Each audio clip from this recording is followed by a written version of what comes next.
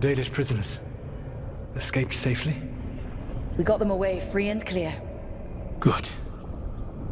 Whatever my frustrations with them, it feels good to have helped my people again. Thank you for allowing me to help.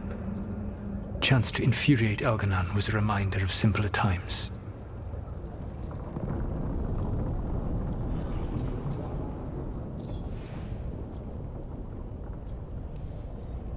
You and Elganon were really tearing into one another back there.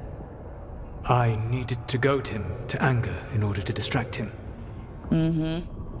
But yes, while all of the Evanuris were monsters in their own ways, Elganon was the worst.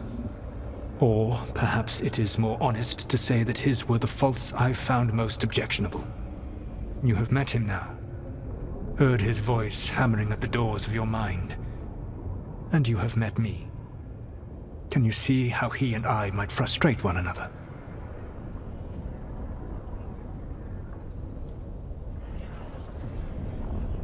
The two of you are too much alike.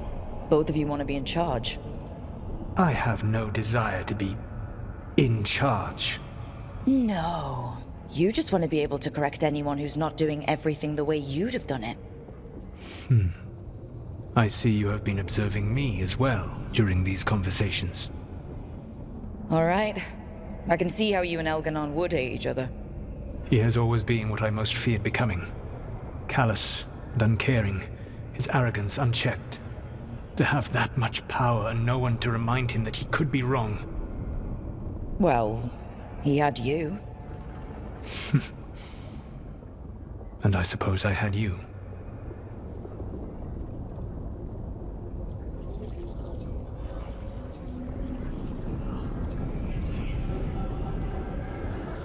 You said you found the Dalish frustrating. Why is that? It is unfair to them. I lived for thousands of years, and after I imprisoned the Evanuris, I slept for thousands more. I awoke in a world that had forgotten the ancient times almost entirely. And those who tried to remember Elven history, like the Dalish, had gotten so much wrong.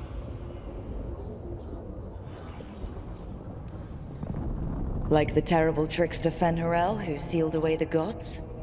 There was truth to their stories. My rebellion had indeed disrupted the lives of those who had been comfortable. And when I created the Veil, I destroyed an empire. Their judgments were fair, if clouded. I tried to explain the truth to one clan. When I convinced them that I was truly Fen'Harel, they attacked me. After that, I hid my explanations behind the facade of having witnessed events in the Fade. And every mage knows that what we see in the Fade might not be literally true. Yes. The Dalish had no reason to believe me. I could only watch as they continued to worship Elganon, though we may have seen the last of that tradition, at least.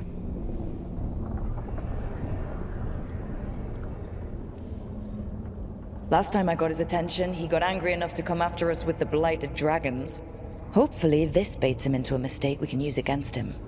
Every act of resistance is a thorn in his side. He will break soon. When we first met, I saw you only as a foolishly confident child who disrupted my plans. You were an irritant. I gave you information to oppose Elganon out of necessity, but I expected you to be nothing more than a tool. Seeing you with your team, I was wrong.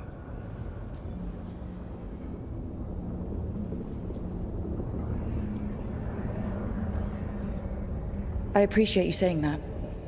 Couldn't have been easy. The only thing worse than being wrong is realizing it, but being afraid to change.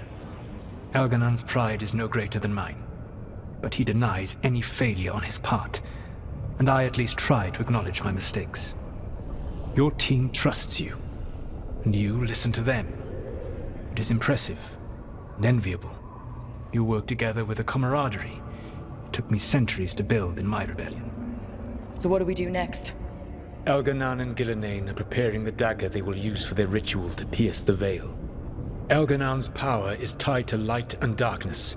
He will need to perform a ritual during the next eclipse. That gives us some time to prepare. It is likely to be your last chance to do so. You must be ready for whatever comes. For this world and for the team that trusts you. I know that you will do everything in your power not to fail them.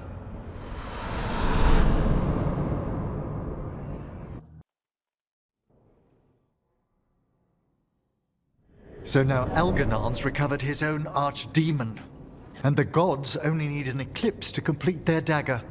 We saved the Dalish, though. That's important. But now Algernon's immortal, so long as his archdemon lives. And we all know how hard those things are to kill. We killed Razikale, didn't we? After losing hundreds of wardens. And it took a centuries-old trap to do it. We don't have either of those. Not anymore. Just when you think the tide's in your favor, it turns right back.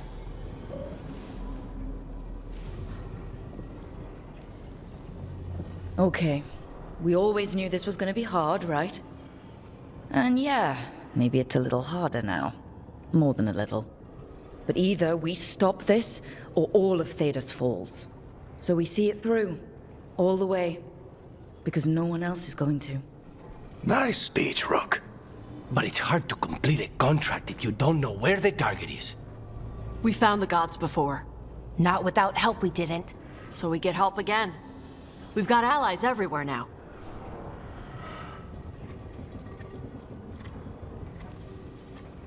I can think of a few options, but I'm open to suggestions. Wardens have run dry. Nothing new is moving in the deep roads. And the Veil Jumpers couldn't find any trace of Algernon or his archdemon. The crows may have something. The Antam are moving large quantities of supplies out of the city. Weapons, armor, gatlock. And food. About half are remaining provisions. Enough to feed the Antam navy. Given the timing, it seems unlikely to be a coincidence. Wherever those supplies are headed, that's likely where we'll find the gods. Any more details from the crows, Lucanus? They said the Antam have long work ahead. We have time. Also, Biago would like a meeting. At your earliest convenience. From him, that means important, but not yet urgent. Did Viago tell you how much time we have? Days to weeks. Nothing more precise. Well, that's our best lead so far. Track those supplies, and we should find the gods. Not to complicate things, but the Inquisitor also wants to meet Rook. Right. With everything she's been doing in the south, we owe her an update. I'll let her know.